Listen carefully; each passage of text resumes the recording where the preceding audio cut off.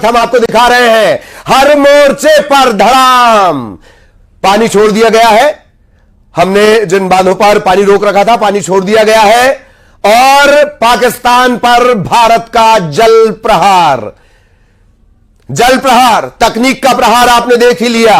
Air defence system तबाह हुआ, technology का प्रहार, सीधे घुसकर मारा सेना का शौर्य और अब जल प्रहार। सियाल बांध के गेट खोल दिए गए हैं। बांध खोलने के बारे में पाकिस्तान को जानकारी नहीं, क्योंकि सिंधु वैली समझौता रद्द है, निलंबित है और भारत ने बांध के गेट खोल दिए। लो, पानी पानी पानी, बांध के गेट खोल दिए गए सियाल डैम के। न्यूज़ 18 मध्य प्रदेश छत्तीसगढ़ पर ये एक्सक्लूसिव तस्वीर इस वक्त आप देख रहे हैं। पानी बंद कर दिया गया था पर अब पानी फिर से छोड़ दिया गया। इससे पहले जब तक सिंधु जल समझौता था, जानकारी देनी होती थी, इतना पानी छोड़ा जाएगा, ये किया जाएगा, इस तरह से ऑपरेशन होगा पानी को लेकर। अब कोई बाध्यता नहीं। लीजिए, सलाल या कहें सियाल बांध के गेट खोल दिए गए। हो जाओ पानी पानी पानी। पाकिस्तान पर भारत का जल प्रहार।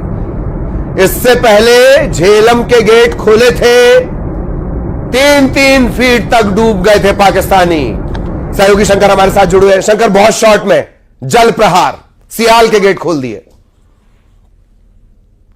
ये जल प्रहार के साथ साथ जिस तरह से भारत के द्वारा वो हर एक तकनीक को अपनाया जा रहा है कि भारत उन तमाम कानूनी प्रावधान को भी ध्यान में रखते हुए जिस तरह से पाकिस्तान को उसके अंदाज में ही उसको जवाब दिया जा रहा है, जिस तरह से पाकिस्तान को यह जवाब दिया जा रहा है, कहीं कहीं पाकिस्तान चाहे कभी पानी पानी होगा तो कभी शर्म से भी पानी पानी होगा, क्योंकि जिस तरह से वहां की जो डिफेंस सिस्टम जो है, रक्षा प्रणाली है, वो जिस तरह से फेल हुआ और वहां पर जिस तरह से कहा जा सकता है कि वहां पर भारतीय मिसाइल जिस तरह से वहां पर जाके अपना काम करके आई है, भारतीय ड्रोन जिस तरह से वकायदा वहां पे काम करके आए, तो एक तरह से कहा जा सकता है कि पाकिस्तान आज पानी पानी हुआ है, वो शर्म से भी पानी पानी हुआ है। और दूसरी तरफ देखा जाए कि जिस तरह से अब डैम से भी बकायदा भारत से जो पानी छोड़ा गया है, तो उसका भी एक अच्छा खासा असर पाकिस्तान में होगा। और तीसरी तरफ देखा जाए पाकिस्तान की आर्थिक स्थिति तौर पर, राजनीतिक तौर पर, विश्व पटल पर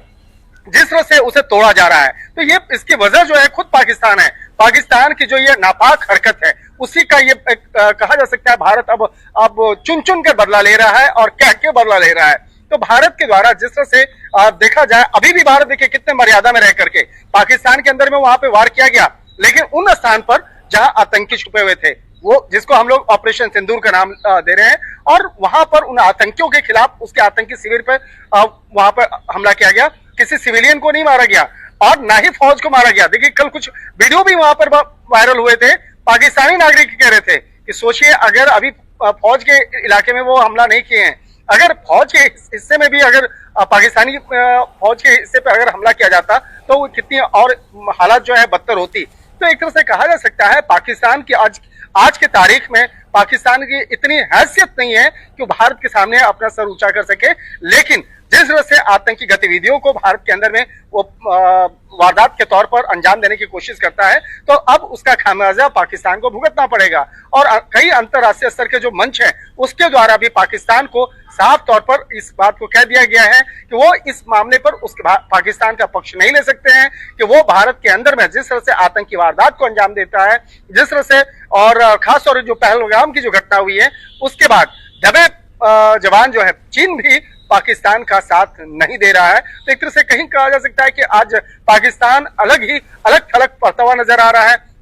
और भारत उसे हर एक मोड़ पर आज उसको उचित जवाब दे रही है। भारत अपने तमाम पड़ोसी मुल्क के साथ में हमेशा शांति का एक रिश्ता कायम करना चाहती है। भारत पाकिस्तान के साथ भी कभी कराची समझौता, कभी शिमला समझौता, कभी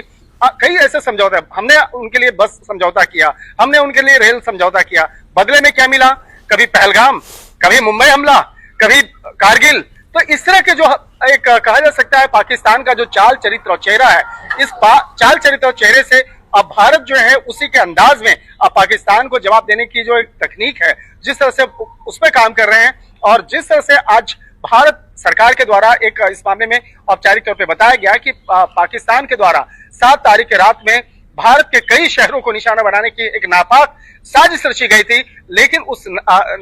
साजिश को जो है किस तरह से उसे फेल किया गया। और इस फेल करने में भारतीय सुदर्शन चक्र जो S-400 जिसका नाम है, उस रक्षा प्रणाली के तहत जिस तरह से उस हमले को रोका गया, और दूसरी तरफ देखा जाए कि पाकिस्तान का जो एयर डिफेंस सिस्टम है उसको जिस तरह से वहां पे क्रैक किया गया, उसको तबाह किया गया, तो कहीं न कहीं कहा जा सकता है जवाबी हमला भी जो जिस तरह से है, और उसका परिणाम है कि पाकिस्तान के अंदर में कई उसके शहर जो हैं वो उस पर एक अच्छा खासा असर पड़ा है। और पाकिस्तान के अंदर की बात करें तो पाकिस्तान के अंदर में जिस तरह से 5 प्रमुख शहरों में वहां पर ड्रोन जो ब्लास्ट जो है उसकी जो खबरें आई हैं, तो कहीं न कहीं पाकिस्तान का जो आंतरिक तौर पर जो एयर डिफेंस सिस्टम है वो कितना कारगर है, ये बात भी साफ हो गया है। तो यहाँ पर एक तरह से कहा जा सकता है कि आज इस मामले पर देश के केंद्रीय रक्षा मंत्री के द्वारा जो बयान आया है वो बयान के कई मायने हैं, और रक्षा मंत्री ने अपने जवानों